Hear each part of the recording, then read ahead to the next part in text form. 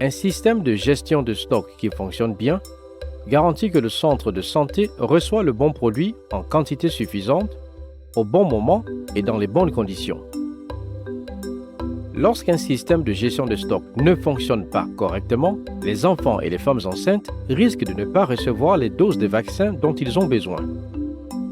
Par conséquent, il est important d'identifier les problèmes du système de gestion des stocks et de déterminer les causes principales des problèmes et de proposer des solutions.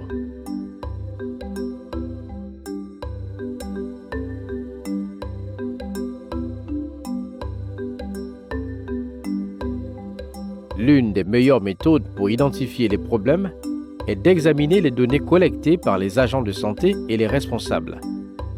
Quel type de données peut vous aider à identifier des problèmes de gestion des stocks? Vous devez examiner ces 3 éléments de données chaque mois. Données de rupture de stock de vaccins ou de fournitures, rapport mensuel sur les stocks de vaccins et les taux de perte des vaccins. Le premier type de données qui peut vous aider à identifier les problèmes de gestion de stock concerne les données de rupture de stock de vaccins ou de fournitures. Il y a rupture de stock lorsqu'un centre de santé manque d'un vaccin ou d'une seringue pour n'importe quelle période de temps. En cas de rupture de stock, trouvez pourquoi. Parfois, les ruptures de stock sont dues à la manière dont le centre de santé gère ses stocks. Par exemple, un centre de santé peut avoir mal calculé ou mal commandé le nombre de vaccins dont il a besoin. Les ruptures de stock peuvent résulter d'un taux de perte élevé, mais évitable. Par exemple, par un personnel incapable d'appliquer la politique relative aux flacons multidoses. Le problème peut être lié à des changements dans la population cible du centre de santé. Par exemple, un changement soudain de la population de la zone desservie par le centre de santé ou un afflux de réfugiés peut entraîner une demande plus élevée de vaccins.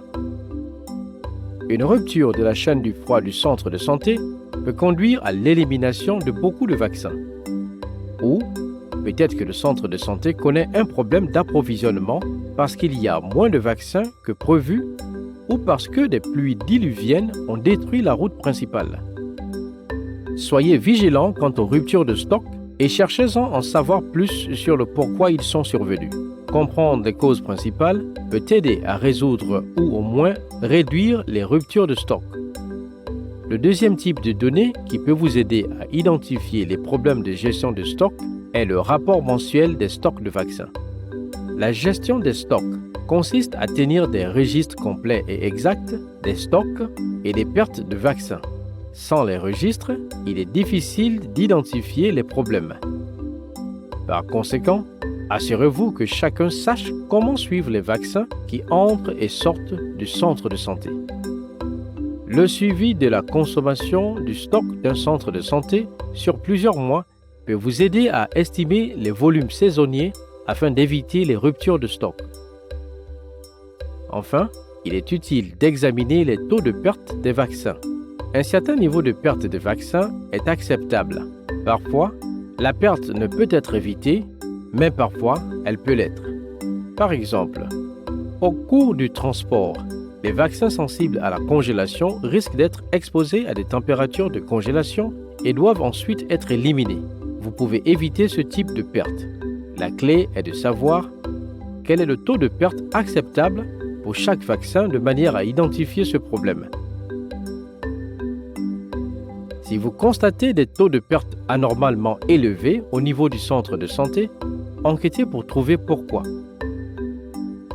Est-ce que le centre de santé applique correctement la politique relative aux flacons multidoses?